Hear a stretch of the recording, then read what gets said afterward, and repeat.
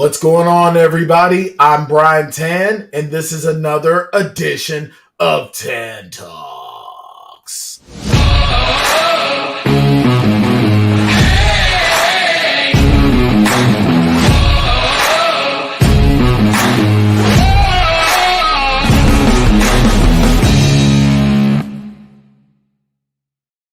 Holy testicle Tuesday, that was super duper loud.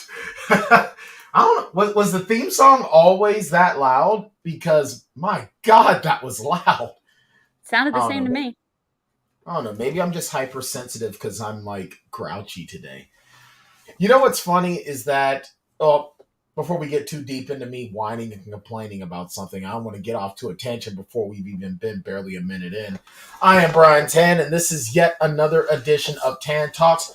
Joining with me, as they both do, Thursday, but the last 2 weeks, Wednesday, when we have been discussing The Mandalorian for the last 2 months now, is Katie Salitis and Melinda D. And, ladies, the final episode before the season finale.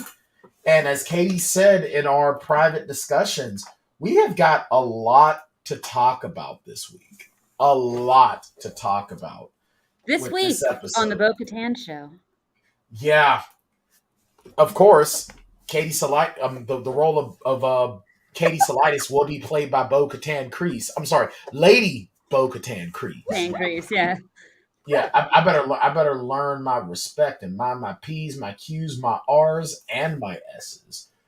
But so I don't know. Do y'all want to talk Ahsoka first, or do you want to talk the Bo-Katan Mandalorian?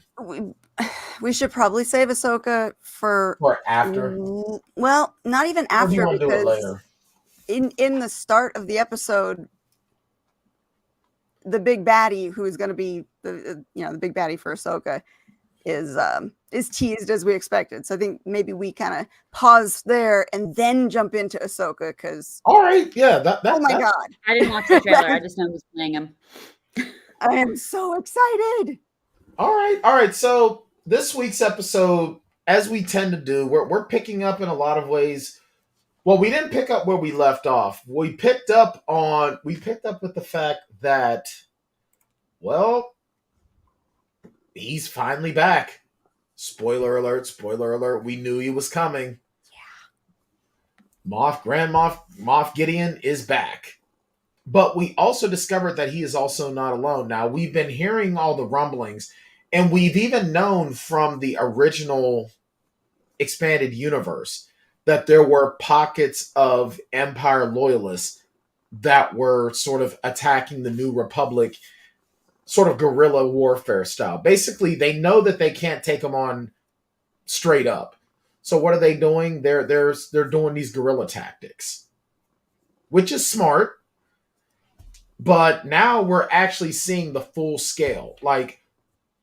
But even before we go all there, we see Katie's best friend and her favorite character in this entire season, Elia Kane, just kind of show up, meeting with Moff Gideon in private on Coruscant. Now, I heard that club music and I looked away for a second, and then I heard that music and I was like, did it skip to another show? What am I watching here? And then I saw her and I was like, oh, okay. And notice she gave a TK number. Yes, she did. TK2755. TK number means that you're a stormtrooper. Exactly. So she's her Imperial code number. She's going from her Imperial designation. But she wasn't a stormtrooper. But she had to have been. Sometimes also get. TK is the stormtrooper designation. Okay. Yep. So right off the bat, right there, what are we doing? Why you weren't a stormtrooper? You were an officer on an Imperial. You're. If we look at this from Starship Troopers. I mean, maybe she was a stormtrooper at some point and got. But the problem is that if she was a stormtrooper, see, this is the way I'm looking at it, and this is what's irking herself Imperial. Either way, It's Well, still her Imperial No, designation. It's Katie, our you like Imperial. technicalities, so let's go through this one. Well, Okay, and yes, that's what please, I'm please. doing. I'm looking at the technicality, because if I'm looking at it from the vein of another sci-fi film from Starship Troopers, you've got the mobile infantry, which would be our stormtroopers. Those are the people with their feet on the ground. And then your officers that are in the Imperial fleet would be your Starfleet command. So that would mean, if we're going to use the Starship Troopers reference, John Rico gets promoted from grunt mobile infantry, and now he's an officer on an Imperial ship, but he's still designating himself as mobile infantry. That's not going to happen. Well, I'm looking in the official Wikipedia, Gotta love I love and the that it's Wikipedia. called TK that. designation. Same here. What's that? I I love love the that first it's called that. Wikipedia. It's great. Yeah. I love it. The TK designation is for stormtroopers and Imperial officers, so she's covered. Okay, so she All right, was so she's okay. All right. okay. Okay. We're good. All The right. technicality still stands. It does. Well, Okay. you know what that just goes to mean is that the Republic's sort of brainwashing doesn't work. And she is just one of the spies that is mentioned in the title of this episode. Yeah, the episode is plural. The spy. Spies. So there's more than one that we're supposed to be looking for. I already have my guess on who the other one is. I really hope it's not who I think it is, because they're really they're hitting us hard with the clues. But if it is, let's just let the cat out of the bag. Katie and I both think that we'll save it. We'll save it. Should we do like last week and bring in Bartender Smiley right at the start, and then go into our ranting and raving? Sure, why not? For those that are new to the plot, to not just the Plotaholics, but Tann Talks, here's how this is how we do our ratings for what we do. All right, here's Bartender Smiley, who was gracious enough to stay on retainer when the parent podcast took its hiatus. Thanks, Smiley. We appreciate you. The Plotaholics rating system for the movies is a pretty simple system. Basically, they rate movies based on how many shots it takes to get through them. So if you got a good movie and you get through it all the way sober, then it takes 0 shots to get through the movie. And then if you got a really bad movie, then it could take up to 5 shots to get through the whole thing. I think you can try to figure out the middle part yourself. So what can I get you? All right, there we go. It's all out of the way now. Who's going first? I am so nervous that I think that the second spy is the armor. It hurts me. I don't want it to be her. There's 2 reasons why I don't want it to be her. From a real world perspective, Emily Swallow has literally just been on. She's doing the con circuit. She's finally getting the success and adoration that she deserves as the armor. She's having a ball being a part of the Star Wars universe. Don't make her a villain. Please don't. So how many shots did it take for you? You know what's funny, though, is that initially it was a 0 shot because I enjoyed the episode very much. But then as I've been thinking about it, I'm like, do I feel the same way? And am I feeling negative toward it because I'm tired and cranky? And if I am tired and cranky, then that means I'm unfairly taking it out on this episode. So, to be nice and safe, I'm not going to refer to this episode as Tati. Those that understand that reference will get it. I'm going to give this a 1-shot episode. I, for one, feel like that it really, really, really fixes, in a lot of ways, not just a lot of the BS that we dealt with this season, but also I give it the 1 shot as a positive that it makes up for a lot of the BS, but also a negative in the fact that it is shoehorning so much of the sequels. It is trying so hard to make the sequel trilogy good. It is trying so hard to tie the sequel trilogy in to tie up those loose ends. But here's the problem. You drop the ball, Major League, on John Boyega as Finn. You drop the ball. So much nonsensicalness. And then all of a sudden, oh, Palpatine's just back. He's just back. Well, how's he back? Because he's Palpatine. Somehow Palpatine returned. But what brought him back? Oh, because some dude who that you'll only know about if you like read the books is like big on cloning. And that's how he's back. Because cloning. Okay. One shot's fair enough, though. That's actually good rating for this season. I mean, well, no, not for this season. We're giving the season rating. No. I'm saying a one-shot episode is good. Compared to how this season has been, yes. Comparatively to the other episodes, yeah.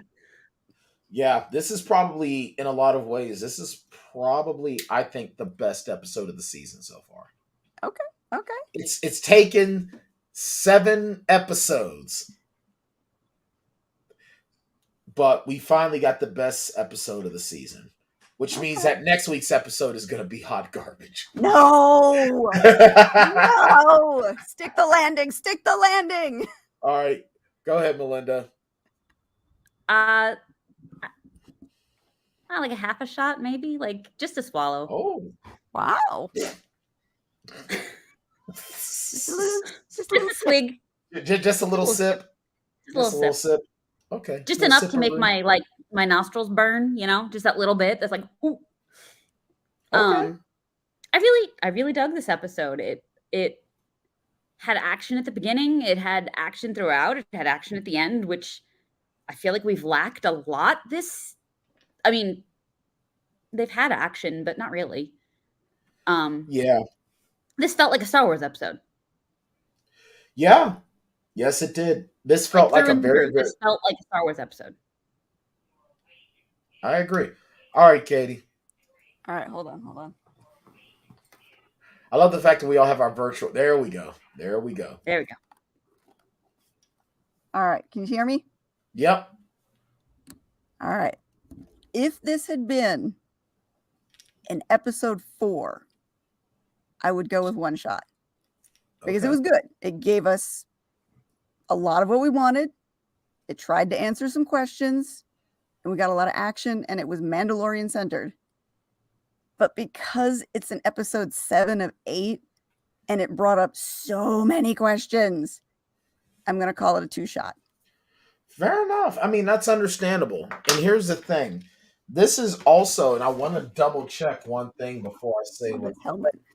I'm pretty sure that I saw this as this episode was about 53 minutes, which means that it's among the longest episodes of this season. Let me double check before I climb onto that hill and die on it. Well, y'all saw the 2-page notes I sent. I said Katie did not just come to bargain. She came to attack. Head and shoulders better than last week's episode. Head and shoulders better. This is the second longest episode of the season. The longest episode was episode 3, The Convert, which came in at 59 minutes. This week's episode came in at 53 minutes. And episode 3, wasn't that the one that they derailed us for 40 minutes to go? Yes. With the Pershing story that we didn't need? Yes. So this is a solid 53 minutes without any fluff, without any BS, without any garbage, without any boring story that you only needed 12. A little bit of BS. A little bit of BS, but not a ton. BS. I mean, yeah, but I mean, come on. Compared to episode 3, really advanced the main thread of this season. Yes. It felt to me like they had to rush the beginning of this episode to get to the real meat of it, because we jumped so many locations so quickly to get everything going so that we could get to the fun part of the episode. Like, and if we they also had forgot a spent lot more of time rules on that and less time on side story stuff early on in the season, I think it would have felt more well-rounded. Because it did feel really rushed at the beginning. But then this wouldn't be an 8-episode season. It'd be like 4 episodes. But because they've also ignored a lot of their own rules and lore. They've ignored a lot. Like, case in point. Now, after Elia Kane meets with Moff Gideon, number one, so she meets with him, and then he goes into the Shadow Council. If he is stationed on Mandalore, and we've already established that we cannot have communications from the surface planet because of the atmosphere. How? Yeah, and I'm that was sorry. his- Heavy Because Spoilers Empire Channel Magic. called that out this morning when I was browsing through the reviews. Yeah. And I didn't even notice it when I watched it. Like, honestly, when I heard that on their review, I was like, holy shit, you're right. Oh, man. Empire I picked Magic. up. It happened so fast, I didn't even think about Well, it. see, I picked up on it because I was like, wait a second. They told us again this episode, we're not going to be able to contact the fleet when we go down on the surface, so we're going to have to come back. And as soon as I heard that, I'm like, so how the hell was Kane talking to Moff Gideon? How? Well, and it brings up a bunch of other things. You got the Shadow Councils talking. He's got a full operational base, a cushy looking base, if you ask me. So it had to be supplied. It had to be stocked and staffed. And the pirate Mandos that were on the planet, supposedly forever, knew where the forge was. And clearly it was near the forge because as soon as they get to the forge, they get ambushed. How did nobody see supplies going in and out? How And did on top of the that, Mandos on the surface get left to do their thing if Moff Gideon was setting up a secret base and didn't want anybody to know about it? I mean, it opens up so many questions. And to add to that now, and I only just had this thought now, is the time, how much time has passed between when Moff Gideon and we find Moff Gideon is missing off of his transport ship, and ooh, there's Beskar in the transport ship. Clearly it was Mandalorians. Between that and this base, how long has that been going on? Right. Now, Right. that could be explained away because Moff was the big bad of last season. We don't No, know I what he get was that. doing during that time. Right. He could have been stalking But- that base up for years. So he's either got that whole time and the Mandalorians didn't know he was there, those three on the surface, right? Or somehow managed to get that up and running in what, a month? Yeah, no way. There's It no had been way. something that was in the works for a while. Also, Din got there, then Bo got there. If you've got a secret base, you're keeping that on lockdown, right? He I would have guess how big is- seen How big is somebody show Mandalore? up. I mean, Like, Mandalore is I- kind of big. I mean, it's a large planet. It's a large planet, sure. But But I to don't come know. into the atmosphere? Where did Bo send him initially? When she Well, told him to having go never back to seen Clone Mandalore. Wars, is that like how far do they talk about the Forge in Clone Wars? Like, is it You would- theoretically possible that like the Forge The is Forge in, is close to the Texas, Citadel. The Forge and would where have to they be close went to was the in New mines, York. wouldn't it? The So they Forge wouldn't is know- near the mine, which is near the Citadel. Which is where Din But went. how deep? Like, if you're talking miles and miles, it's possible that it's you're just so talking deep, entrenched though. to get to the mine. But But they he's still, still around that area. yeah, It may be deep, they but should he have can't be known landing he near was where the coming. old city was. That's how the one guy gets out. Is he goes out through the crack in the But they surface. So should they're have not that known. But deep. but yeah, and when Mando showed up to go into the waters of the Forge, they should have known he was there. So Yeah. why wouldn't you capture him in the first place? Yeah, Well, that's Why what I'm not? saying. Like, distance wise, I don't think it's all Is that it- big of is it- distance. It's not enough that. that It's they not a Honestly, big distance. look It's at how not Star a. Wars treats planets. They only focus on certain areas within a planet. Yeah. They never really broaden That it are out. Like you go close to by. Tatooine, we only see what, 2-3 cities? Yeah, we only see the In we only see Navarro, Lost. Navarro, you only see that one little city. You never see the rest of Navarro. So Right. Star Wars always focuses on specific areas of a planet. right? And so Right. you naturally would assume if he's going to the mines, the big mines, right? They are, That's a which big are, deal. which we That's have. going to be in the capital city. That's going to be, that's where he headed.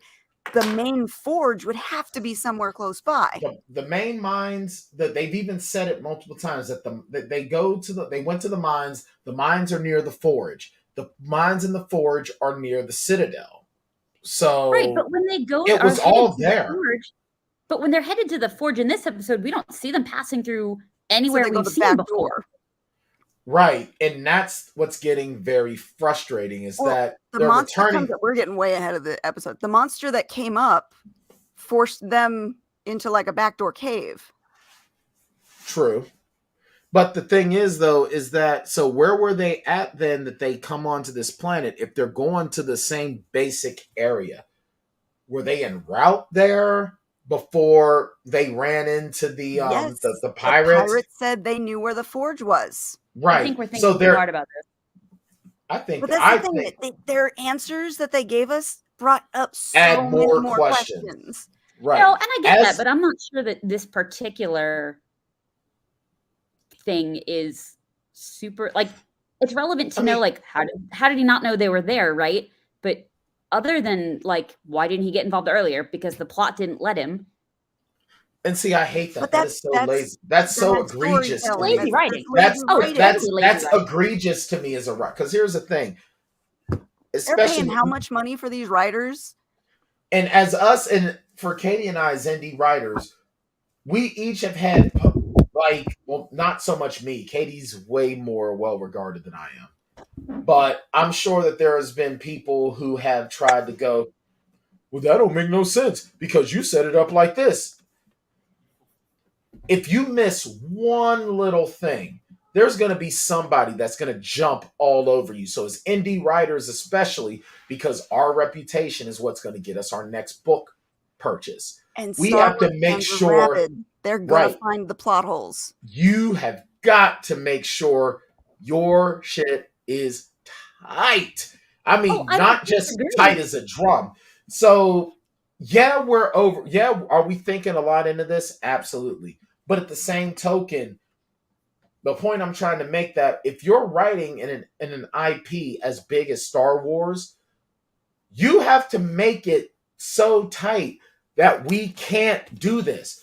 Because if you're tying up strings just to tie up strings, guess what? You're leaving another string over here. Mm-hmm. Now, I could maybe see if he had a base on the moon, Concordia. Okay. That's different. Because Bo-Katan wasn't on Concordia, was it? It's the moon of Mandalore. It's close enough. That would have been okay. But then again, that one isn't under the suspicion of poison or ruined environment, so it would have been easier to find.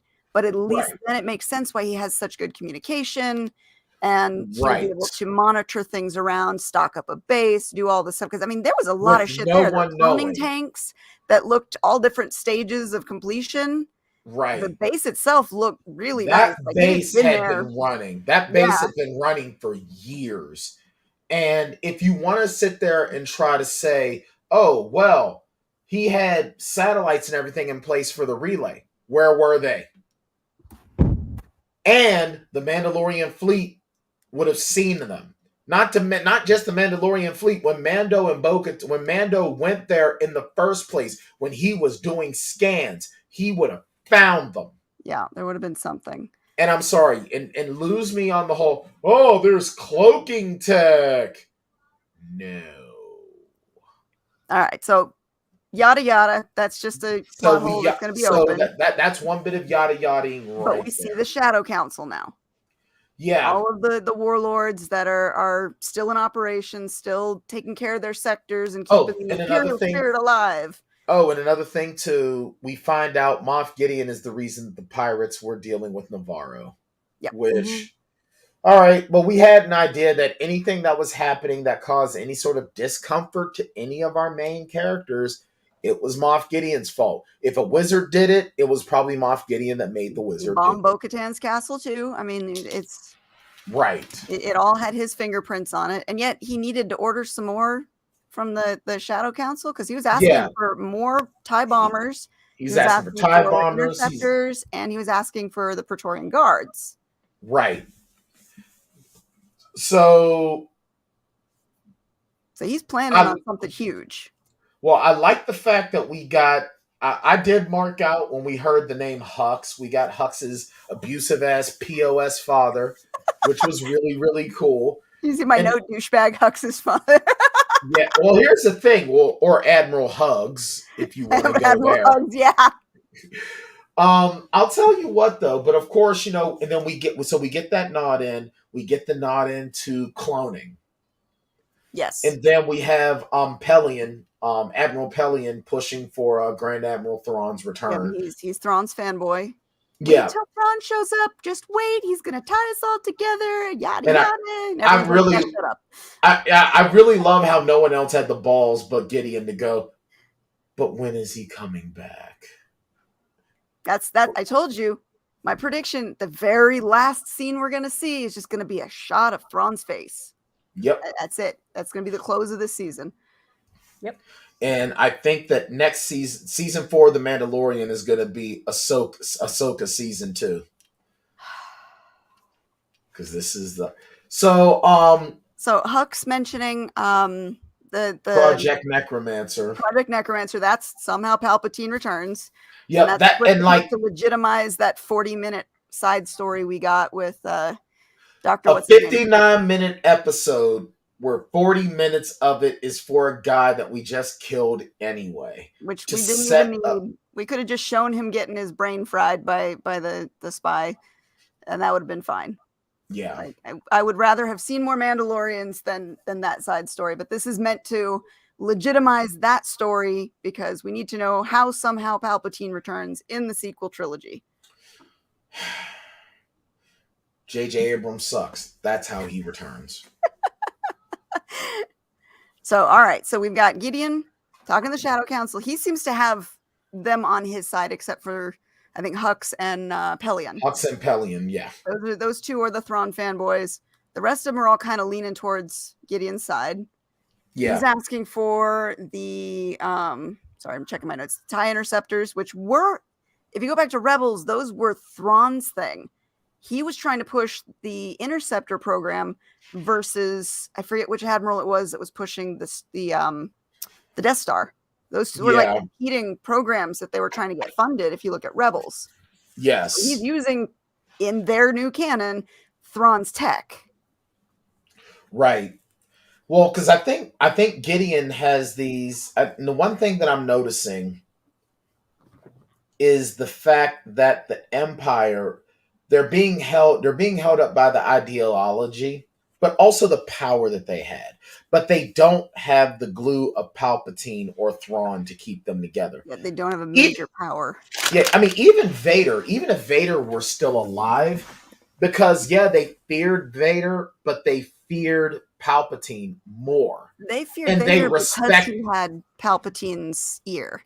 Yeah, and they respected Thrawn because Thrawn wasn't afraid. He was a major tactician. Right, which means that Vader couldn't touch him. Like, the only one that closely had the Empire's ear as closely as Vader was Tarkin and Thrawn.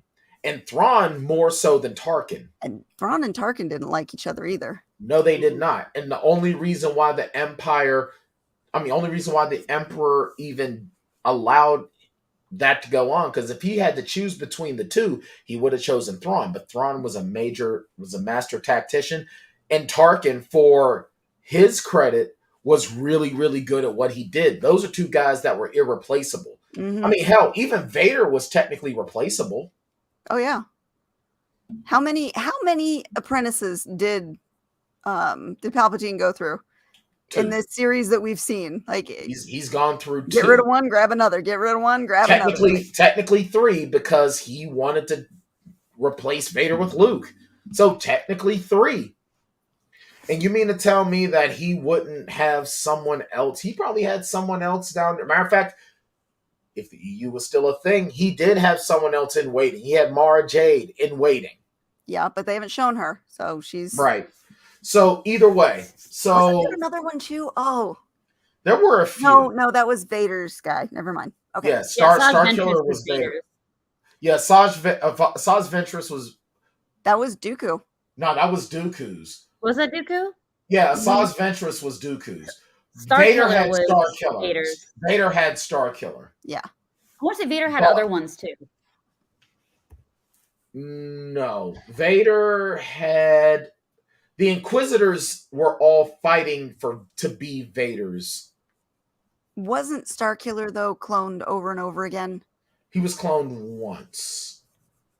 He was cloned one time. Like the Emperor, essentially perfected cloning by using Starkiller after Starkiller died. All right, but we're getting way off topic now. Yeah, we're off topic again.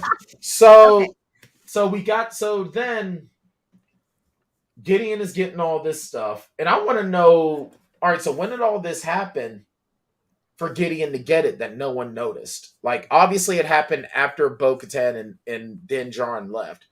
But again, if I'm Moff Gideon and I see the Mandalorian, because Katie and I talked about this earlier, why didn't he just kill him? Why didn't he just kill him? And my thing was, Gideon is probably feeling real petty, and he wants some payback on him. Sure. Yeah. But that's So a weakness. if he That's a shows up, weakness. That's the hallmark of the Empire. right? True. Let's But be if he petty shows up and make alone, you suffer. if he shows up alone, except with Grogu, why wouldn't you've got to have your sensors out and about? You know he's there. Why wouldn't you get him while he's there by himself? It would make more sense. Because then there's nobody to tell the story of what happened. And now Moff Gideon's not so scary because he made a Mandalorian disappear. See, this is why I should be. Okay. If I were a villain in any of these IPs, I would probably be not feared because I just take everyone out so quiet it wouldn't even be funny. No one would ever know. The good guys have that failing too. They should have just killed Gideon right there. I would have. Put him out of your misery, and there you go. I'd have double tapped him. But no, he has to stand trial. So Yeah, he's, fuck Yeah, that. he's it's building up have to his make an defense. example. Screw that. All He's right. building up his defense after Elia Kane tells him Navarro didn't go well. How did she know exactly what happened there? Because she knew that the request was made to the New Republic for assistance. Right. There How had did to have she been some. know it was There the had to have been Mandalorian? some whispers. There had to have been some whispers that something went on because it's common knowledge that Mando and Grief Karga are friends. Is it that far in? I think so. I mean, I would think so. I mean, Okay. I would kind of think so. It seems like it's known. I mean, I'm sure that they also have people giving them information. I mean, come on, this is the Empire. They got spies everywhere. yeah, Sure. and And I the was gonna episode say is if the called The amnesty, Spies. So I if mean, the amnesty reboot of Kane didn't work, who's to say that it It there works, aren't other period. or that there are other people that it didn't work for that have privy to that knowledge and give it to her off screen. okay. So then Right. we get the drama shot. They've established that the amnesty people hang out together. Yes, Yeah, they So- do. because nobody else trusts possible- them. You know, you work in one sector, Bryan works in another, and I work in a third. None of us have been converted, and we give each other information. Right. But we let them think we have. All right. So we So- get the drama shot on Navarro Mm-hmm. of the big ship flying in. Oh my God, it's Imperial. No, look at the painting on the bottom. Yeah, big look at the mythosaur pretty on the paint. bottom. Yeah, look at that pretty paint job. I want to know, you really take the time to do that shit? Really? They probably had a droid do it. Come on. Probably. So of course they show up. We get that contentious ass two tribes coming together. Mm-hmm. But it was nice to see all the Mandalorians together again. It was nice. Yeah. And then it's like, now we're gonna go to Mandalore. Okay.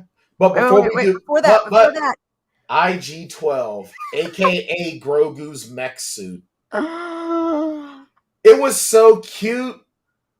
But now that I'm thinking about it, if I were Mando, one of the first things I'd have done is I would have ripped out that yes/no switch. I would have ripped that shit out. And moms of the world, where's the batteries? Let's remove them. every parent on the goddamn planet was like, I know what's going to happen here. Like, Yeah. and but that is every kid who's ever gotten a new toy. But what I thought was really, really cute, bad baby, no squeezy. Yeah. That was too funny. And then the toddler But- temper tantrum in the grocery store. Like, Yep. Yes. you know, 'cause you get your first toddler who can first, like, the hand goes up, right? And they grab the cookies off the countertop and they shove them in there. No, you can't eat those now. Put Give that it back. back. No. Give it back. No. No. I'm no. just going to eat it Squish. really, really fast. Like with a juice box. I just pictured my kids. Give me Squeezing the juice fucking box. juice box. Nope. And the juice plays everywhere. And he's That like, was every we have to toddler. pay for that. And he's just like, Yep. Put that back. No, no, no, no, no. It's nice to see that even in the galaxy far, far away, freaking toddlers are annoying as hell.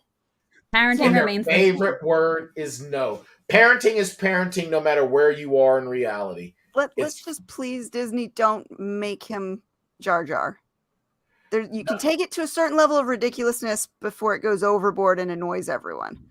I The seriously difference, I think think, though, is you expect it out of a toddler child character versus an adult character like Jar Jar. Like Jar Jar wasn't True. developmentally that, I whereas really wish. But you he's can in a only crib, play that so much who's- before it becomes annoying. Oh, absolutely. But I think And that what's the re- big difference between a Jar Jar character and his, nothing against Ahmed Best. I mean, the character. Yeah, the character. Nothing, the character of Jar Jar versus the character of Grogu, because of the age and the assumed development that goes along with that age, you can get Grogu away was with a growing lot up more. before. Grogu is growing up before our eyes. But we have a Yes. long time before he goes. You know who Grogu is?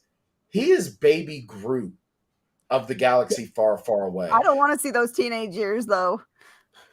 Yeah, you got some acorns on you, kid. Ever since you, seriously, I want. If I swear to God, if Din Djarin says the moment you got a little bit of sap, you've been a bantha hole, I'm gonna stop watching all things Star Wars. I'm just gonna quit. I'm gonna rage quit. I will never play KOTOR again. I will not. I just won't. I just want them to not take it too far. Like, it's cute to have the absurdity. It's cute to play on it. But let's face it, they do have a history of going too far with their comic relief to where it becomes a little bit annoying. So Yeah. I want Grogu to stay cute. I don't want him. Yeah, I don't want him to turn into I don't want him to turn into the annoying sitcom kid. Yeah, but it was adorable. I mean, that scene was like just picture perfect. Yes, every It was parent. Yep. Yes. We're like, oh, we've been there. Welcome to the It's club, like Din. it's like even when you're walking your dog and your dog just is like getting distracted by something, and it's like any other time you would behave and leave it alone, but you spend this moment to be a pain in the ass. You know what? If I didn't love you so much, I'd kick you in the teeth. And All right, so all right, don't want to jump ahead too much. Okay, yeah, so Bo asks everyone to go with her. yeah, Which and then confused me. She yeah, asked for some volunteers, and like they everyone literally showed. Everyone's like me. It's like, all right, can we just pick? Because we don't need a whole grand excursion. This is Okay. a field trip, guys. We're just exploring.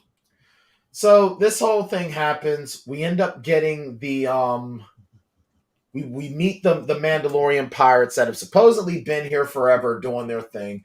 Bo-Katan reveals how Moff Gideon got the Darksaber. And I'll tell you what, I really like the way that they have been building her character this season.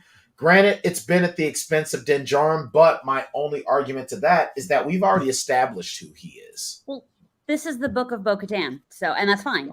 Like, they've That's pretty fine. much established that this. Yeah. Here's what I took from that scene, though. She's telling us what Moff Gideon did, right? Right. He betrayed her. She was trying to do what was right for her people, and he betrayed her. It's a warning, because this is the Spies, right? There is a hidden spy we don't know about. Who is the very next person to leave right after that? The armorer. The armorer, who you would think is gung-ho to find that forge. Suddenly, I'm going to take the injured people. See you guys. It just feels, and I don't want her to be the bad guy. It feels shady. It feels shady to me. And it feels like foreshadowing. So, that could also be a red herring, though, because keep in they're mind trying really hard to make you suspect her. Well, which means that it there's so might much not be symbolism, her. and Disney's not that deep.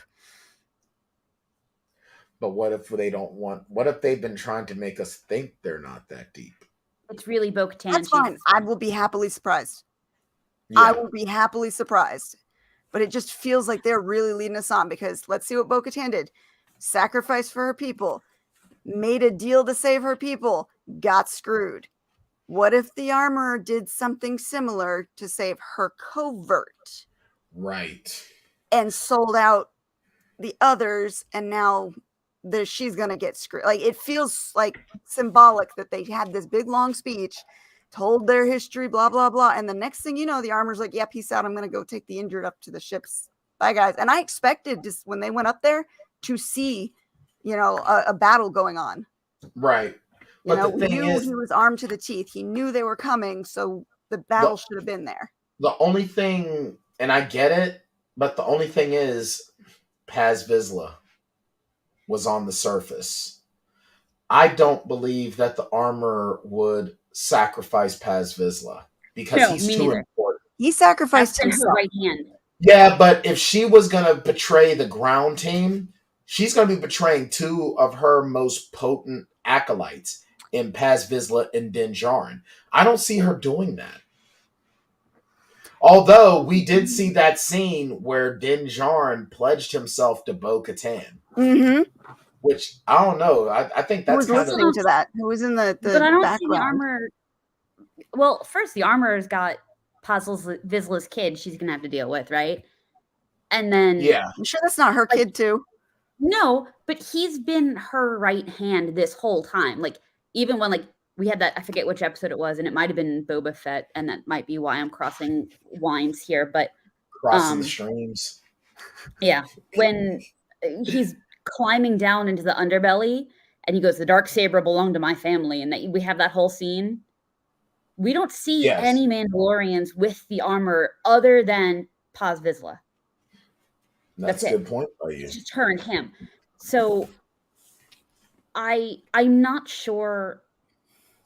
Like you said, Bryan, I don't think that she would sacrifice him willingly. Because even if she didn't know that, like, look, Paz Vizsla, we know that we know he's gonna go out fighting. He ain't gonna go chump. If I was the Disney villain, if I was the Disney villain here, it would be, or you know, the Disney spy. It would be, I need someone to cover me while I am busy taking these injured people back to the ship. I would have taken Paz Vizsla with me. Can you cover my back while I'm escaping? And that doesn't happen. Yeah, because she could be like, Din Djarin has lost his way. He is Bo-Katan's flunky now. You know, but she didn't do that. She left both of them.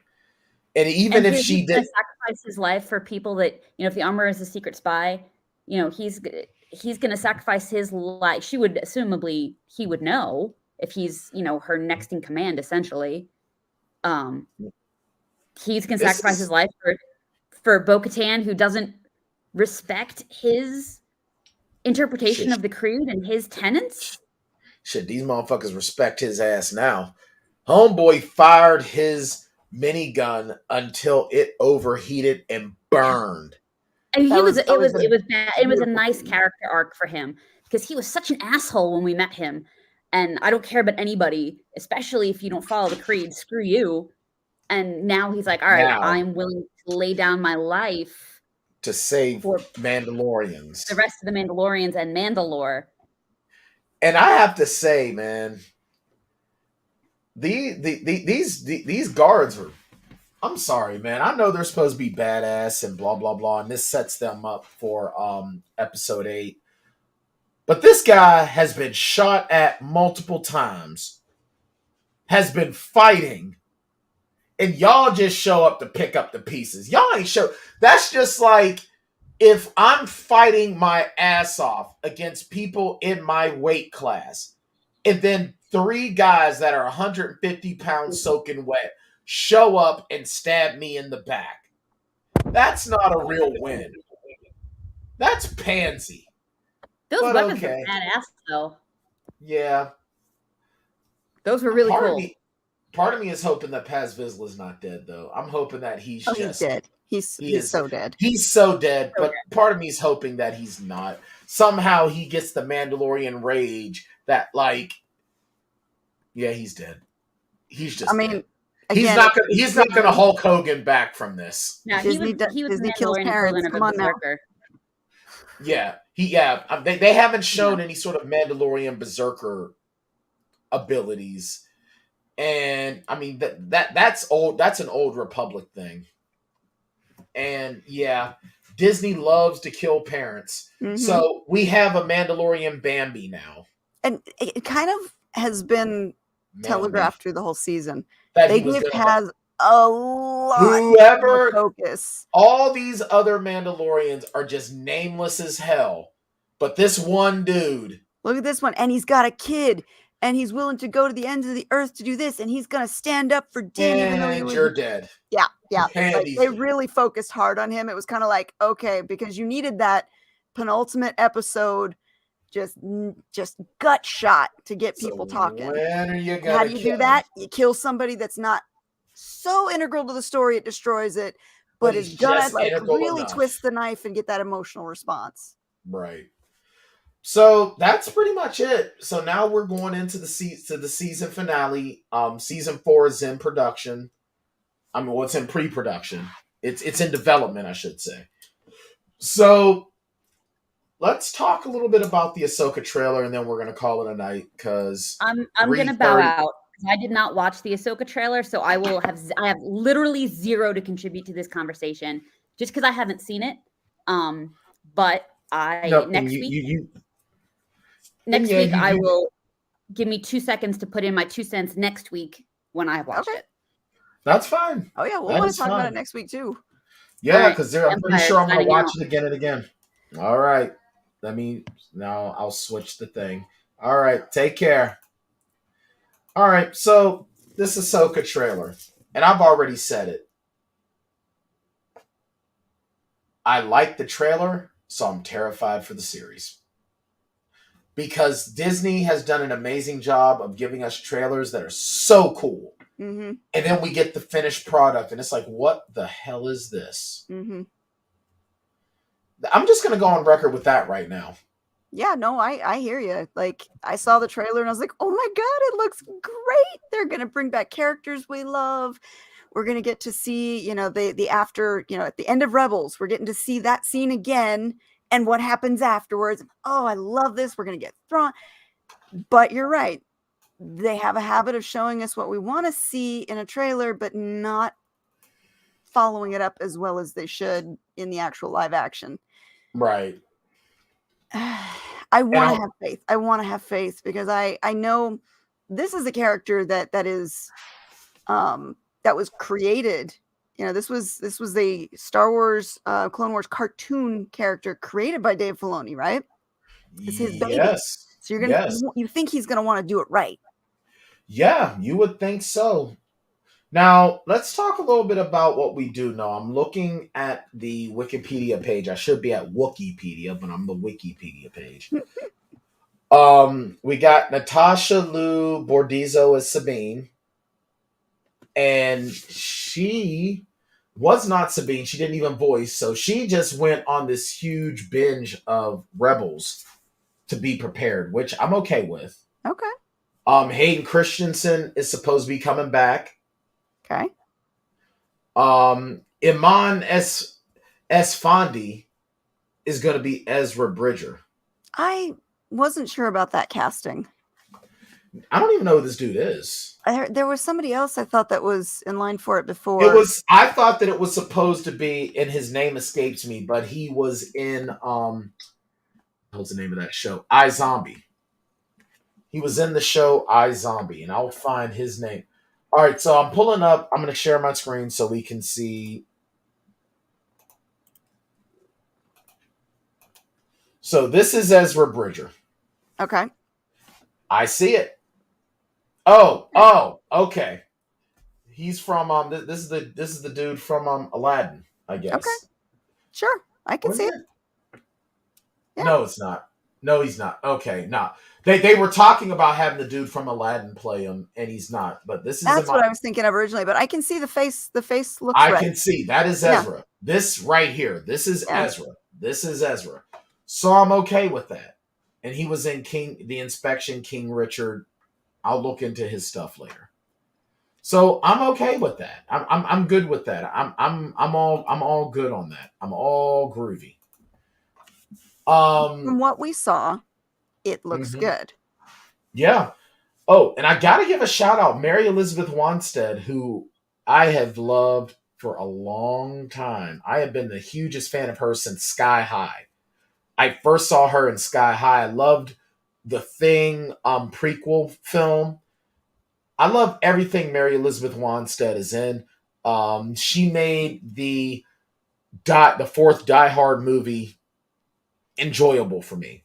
She's going to be playing Hera, which I'm excited for.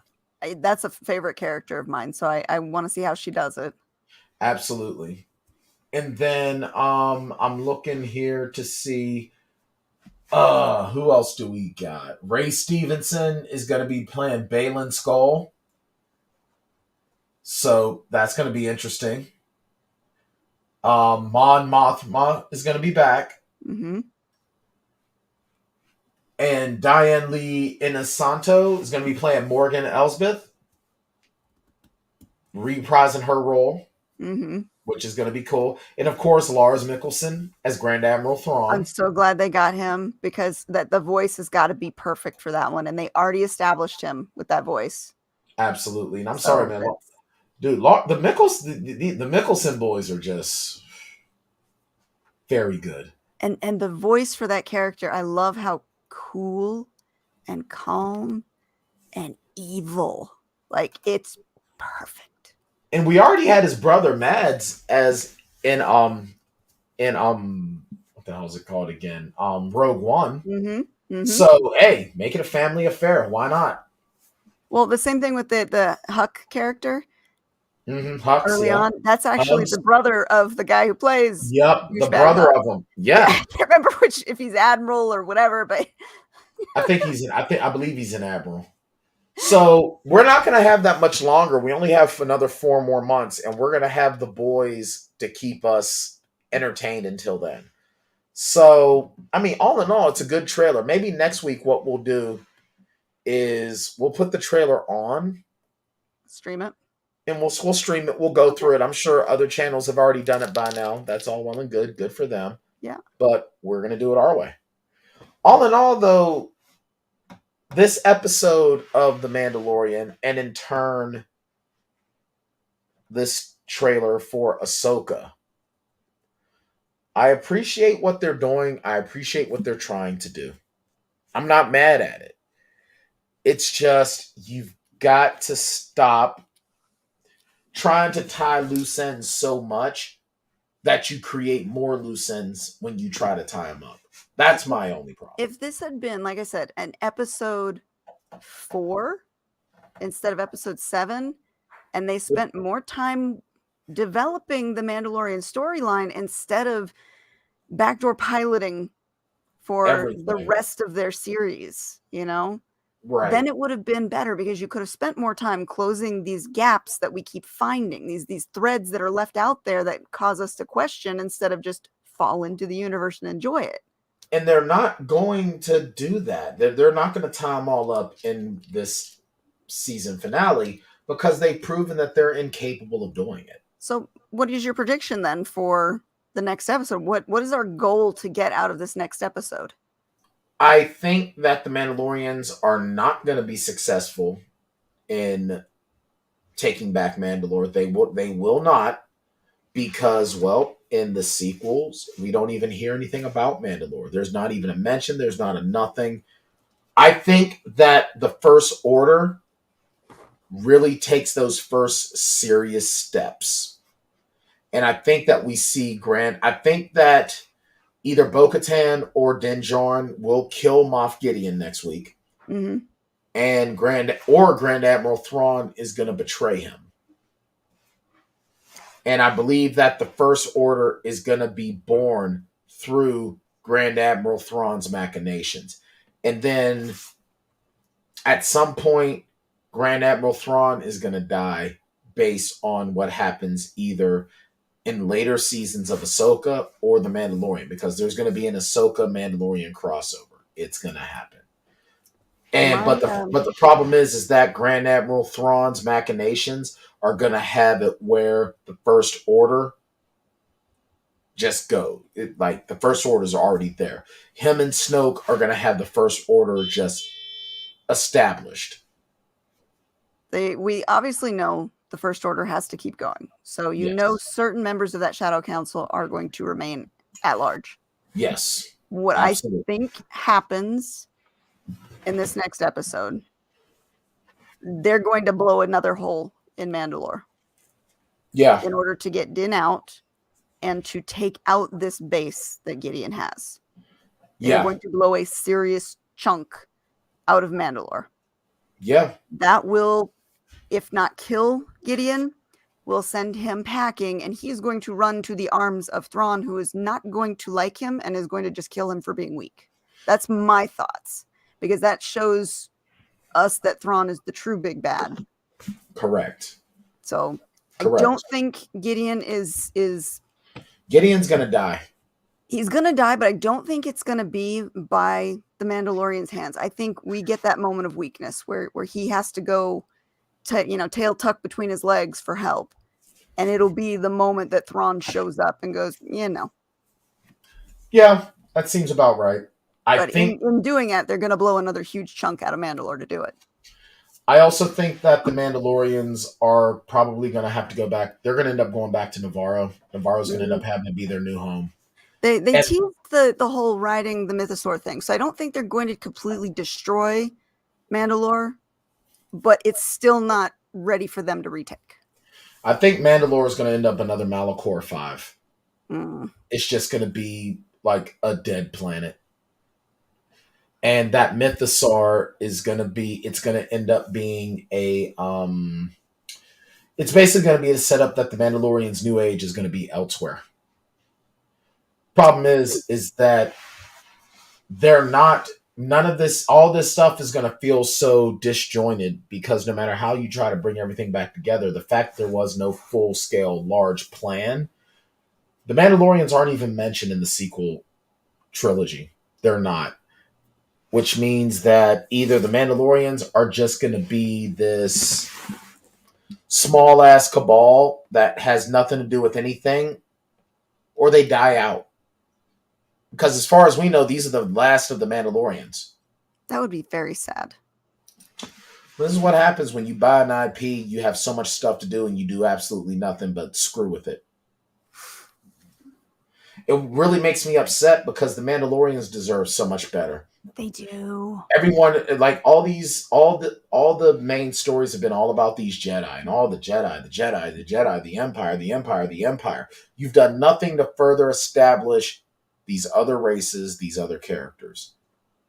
You've hitched your wagon so hard on the Skywalker basket, and with the Skywalker basket, the Jedi and the Empire. Well, now we have Rey Skywalker getting her own movie, which we can save for next week to talk about. Yeah, I think we've kicked this in the face enough for 1 week. So if you like the discussion that we've been having, make sure you like, share, subscribe. We're here Mondays and Thursdays. Mondays, as it stands right now, Melinda and I are talking the Winchesters. This coming Monday, we're going to be going to episode 4, which is entitled, I can't remember the title of it right now, but we are going to be talking episode 4 of the Winchesters, which is titled Masters of War, which is a really, really cool episode.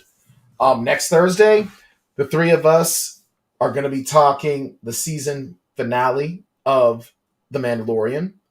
And then that following Thursday, we're going to be talking Firefly because I have never watched Firefly. So if you want to get in on all of it, if you're watching this on your phone, make sure you hit the subscribe button, hit that little bell icon so you can be notified of occasional videos or all of our videos. We do 2 videos a week. And matter of fact, while you're following the Plotaholics podcast, why don't you go on ahead and follow Spilling Ink as well? That's where Katie is doing her weekly long-form talk segment of everything in indie publishing. Katie and Jane Taylor do absolutely amazing over there talking about that stuff. And who knows, you might even see me on there one day in the next couple of months once I'm finally done with school and I actually start writing again and I can actually call myself a writer again. So, anything else you want to throw in there, Katie? Nope. Lady Crease. I think we're good. All right. So, with that being said, We're going to talk to you guys next week with the season finale of The Mandalorian.